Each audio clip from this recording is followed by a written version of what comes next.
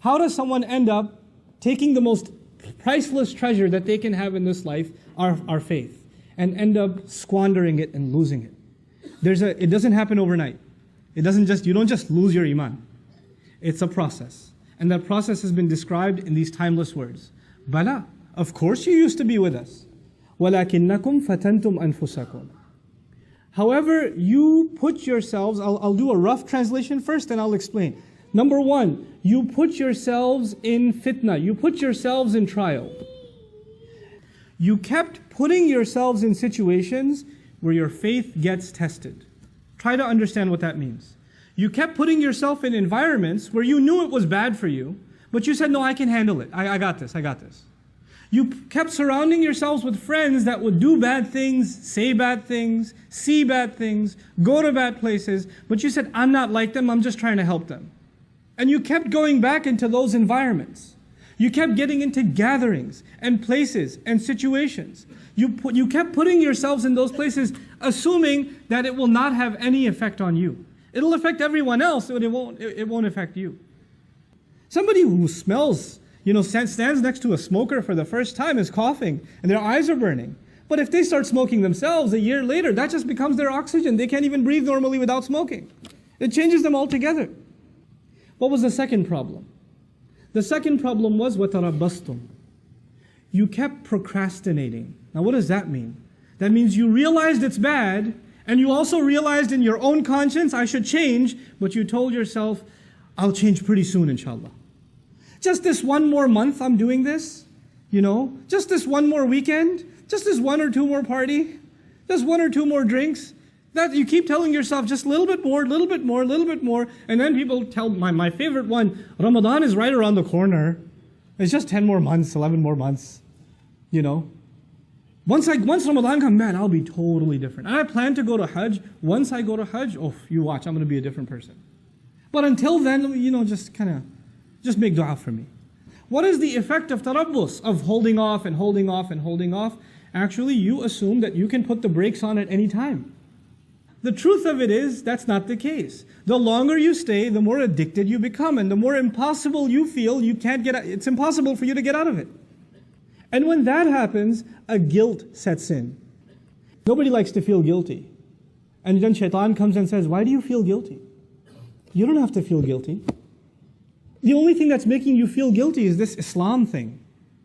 Islam says this is haram and that's a sin and that's a sin and you can't do this and you can't say that and you can't go there. Islam keeps making you feel bad, man. I want you to feel good.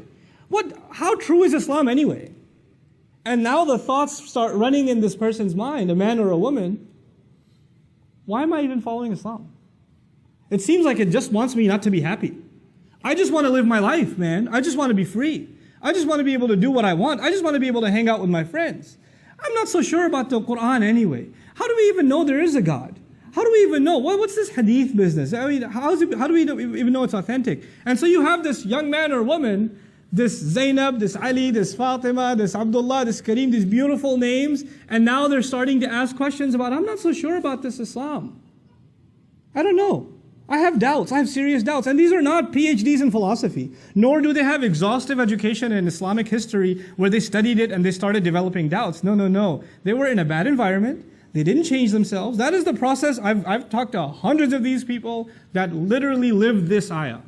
They live this ayah. And then they get to a point where they have doubts.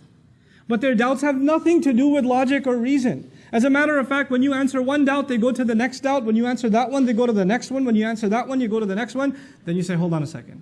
So how long ago did you start ending up in questionable kinds of company? And then the truth starts coming out. وَارْتَبْتُمْ.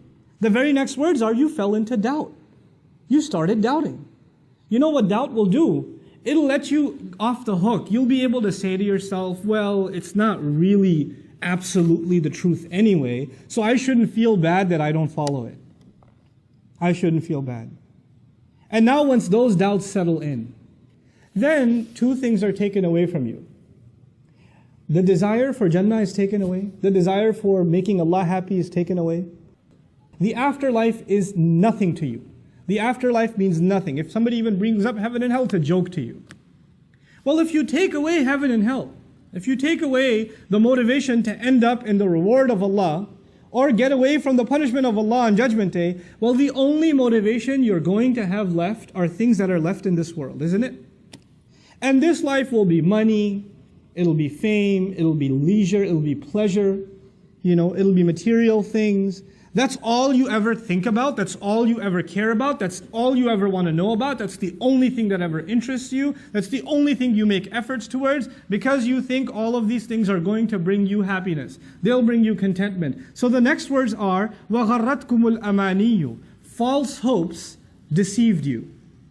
You had false hopes that some kind of worldly thing will bring you happiness, and you ran after it. You gave all of your life to it. You keep looking for something more to fulfill you and fulfill you. Because the thing that will completely fulfill you, the pleasure of Allah, is no longer there. That desire is no longer there. وَغَرَّتْكُمُ الْأَمَانِيُّ حَتَّى جَاءَ أَمْرُ اللَّهِ. Until the decision of Allah came. This was your life. This, according to the believers, is a summary of a person's life that lost their faith. They started just with putting themselves in a questionable environment, and from there, it's a downward spiral automatically. The next thing is you start getting hooked on it, you put off, and then later on you start developing doubts, and from there, the only thing you ever work towards is worldly, lustful, material gain, material desires. وَغَرَّكُمْ بِاللَّهِ الْغَرُورِ.